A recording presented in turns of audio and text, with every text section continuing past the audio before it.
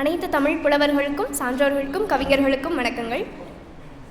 இன்றைக்கி நான் பேச எடுத்திருக்கிற புத்தகம் கிருஷ்ணன் நிழல் அப்படின்னு சொல்லக்கூடிய முகுந்த் நாகராஜன் அப்படிங்கிறவர் எழுதிய ஒரு கவிதை தொகுப்பு. இவர் மேலும் 2 கவிதை தொகுப்புகள் எழுதியிருக்காரு.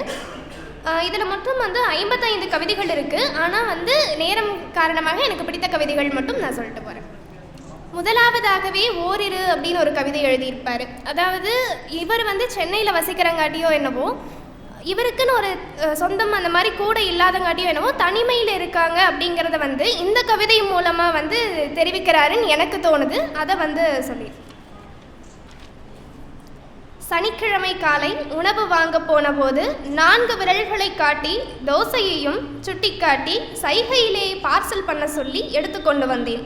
வார இறுதி நாட்களில் இவனிடம் மட்டும்தானே பேசுவோம் என்ற சந்தேகம் எழுந்தது. ஓரிரு நிமிடங்களில் அதை சரிபார்த்து கொண்டு விட்டேன் என்று அப்படின்ற மாதிரி எழுதியிருப்பார். அப்போ இவருக்கு வார இறுதி நாட்களில் கடைசியில் அந்த தோசை கடைக்காரங்க கிட்ட பேசுகிற இப்போ தான் நம்மளால் யார்ட்டையாவது பேசுகிறோம். அது வரைக்கும் நம்ம யார் கூடயுமே பேசுகிறதில்ல. அந்தளவுக்கு நம்ம ஒர்க்லேயும் இருக்கும். அதே மாதிரி நம்ம கூட பேச்சு துணைக்கு கூட ஆள் இல்லை அப்படிங்கிறத அழகாக எடுத்து சொல்லக்கூடிய கவிதையாக, மறைமுகமாக சொல்லக்கூடிய கவிதையாகவும் இதை அமைச்சிருப்பார். அப்புறம் சிறு வயதில் குழந்தை அப்படின்னாலே தெரியும், ஏதோ ஒன்று பார்த்துச்சுன்னா அது எனக்கு வேணும். அது அழகாக இருந்ததுனாலும் அதை வேறு யாராவது இசைச்சிட்டு இருந்தாங்க, வேறு யாராவது பாடிட்டு இருந்தாங்கன்னு அது வேணும்னு கேட்பாங்க. ஆனால் வாங்கிட்டு அதை யூஸ் பண்ண தெரியாமல் என்ன பண்ணிடுவாங்க அப்படின்னா, அதில் என்ன நம்ம பார்த்தப்ப வேறு மாதிரி இருந்தது, இப்போ ஒரு மாதிரி இருக்குன்ற மாதிரி குழந்தைகளுடைய அந்த அழகை சொல்லக்கூடியதாக குழல் ஒன்று அப்படின்ற ஒரு கவிதையை சொல்லியிருப்பார். ஓடும் ரயிலில் அடம்பிடித்து வாங்கிய குழலில் அதை விற்றவன் வாசித்த பாடலை சலிக்காமல் தேடிக்கொண்டிருக்கிறது குழந்தை அப்படின்னு சொல்லியிருப்பார்.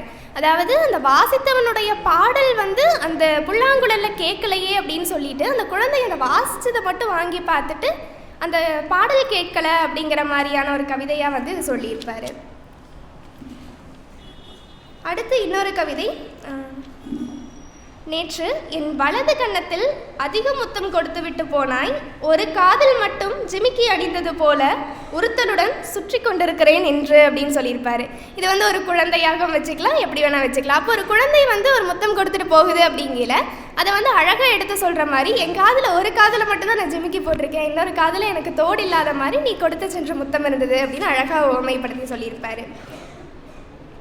அடுத்து நம்ம ஏதாவது ஒரு வேலைக்கு சேர்ந்துட்டோம் அப்படின்னாலே அது புதிதாக முதல் நாள் போகும்போது சின்ன பதற்றம் இருக்கும். இதை நம்ம சரியாக செஞ்சுருவோமா, இது சரியானது தானா அப்படின்னு. குறிப்பாக இந்த ரயில் பயணத்தில் இன்னும் அந்த ரயில் பயணத்துக்கு இந்த சிவப்பு கொடியும் பச்சை கொடியும் காட்டுறவங்க பயணிகள்லாம் சரியாக ஏறிட்டாங்களா, இல்லை ஏதேனும் இடையில தடங்கள் வந்துடுமான்ற ஒரு சின்ன பதற்றத்துலேயே இருப்பாங்க. அந்த ஒரு பதற்றத்தை அழகாக சொல்லக்கூடியதாக ஒரு கவிதை பச்சை புன்னகை அப்படின்னு சொல்லியிருப்பார். புறநகர் ரயில்வே ஸ்டேஷனில் புதிதாக வேலைக்கு சேர்ந்தவள் ரயிலுக்கு பச்சை சிக்னல் காட்ட மிகவும் தயங்குகிறாள். எல்லோரும் ஏறி இறங்கியதை உறுதிப்படுத்தி கொண்ட பின்னரே ரயிலை எடுக்க அனுமதிக்கிறாள். ஒரு வாரமாக அந்த ஸ்டேஷனில் ரயில் 1 நிமிடம் தாமதித்தே செல்கிறது. சில பயணிகள் அவளை பார்த்து புன்னகைக்கின்றனர். அவள் தன் வேலையில் கவனமாக இருக்கிறாள். வண்டியை எடுக்க அனுமதிக்கும் போது மட்டும் பளீர் என்ன புன்னகைக்கிறாள், பச்சை நிறத்தில் அப்படின்னு சொல்லிட்டு அழகாக சொல்லியிருப்பார். அப்புறம் இப்போ வரைக்கும் காலையிலையும் மாலையிலையும் நம்ம கிராமங்களில் இருந்தால் கூட என்ன பண்ணுவாங்க அப்படின்னா பால் ஊற்றிட்டு போகிற வழக்கமெல்லாம் இப்போவும் இருக்குது. அதாவது நம்ம போய் வாங்குறதை விட இது பண்ணிட்டு போகிற பழக்கம் இன்னும் இருக்குது.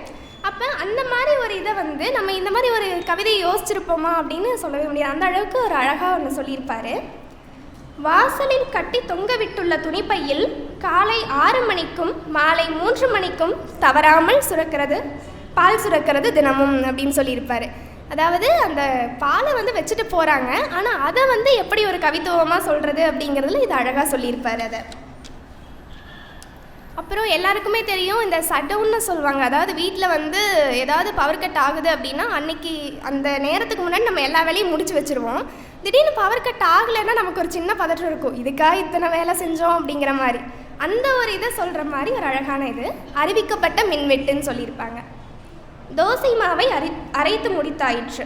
மோட்டார் போட்டு தண்ணீரை மேலே ஏற்றியாகிவிட்டது. 8 மணிக்குள் பாதுகாப்பான இடம் தேடி உட்கார்ந்தாகிவிட்டது. 8 ஆயிற்று மின்வெட்டாகவில்லை. 8 1 ஆயிற்று மின்வெட்டாகவில்லை. மன்னிக்கணும். 8 1 ஆயிற்று, 8 2 ஆயிற்று, பதற்றம் நீடிக்கிறது அப்படின்னு சொல்லியிருப்பாங்க.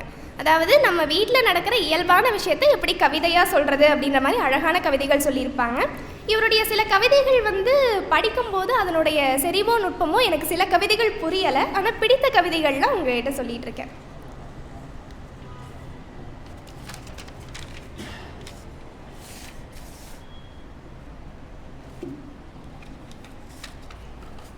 அதுக்கப்புறம் சின்ன ரயில் பயணத்தின் போது ஒரு அழகான குடும்பம், அந்த குடும்பத்தில் இருக்கக்கூடிய ஒரு அப்பா அம்மா குழந்தைய ஒரு குருவி கூட உவமை பண்ணி அதை சொல்லியிருப்பார். ஒன்று, பிள்ளைகளுடன் மேல் பெர்த்துக்கு போன அம்மா சாப்பாட்டு பொட்டலத்தை பிரித்து ஊட்டிவிட ஆரம்பித்தாள்.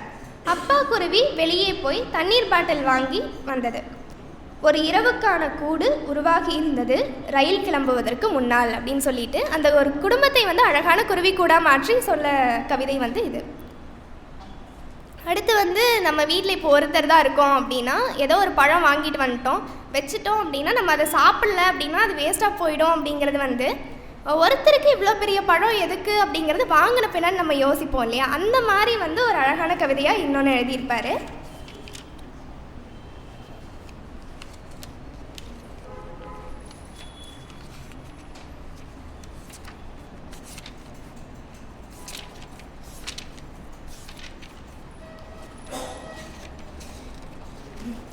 ஒருத்தருக்கு எதற்கு ஒரு முழு தர்பூசணி பழம்?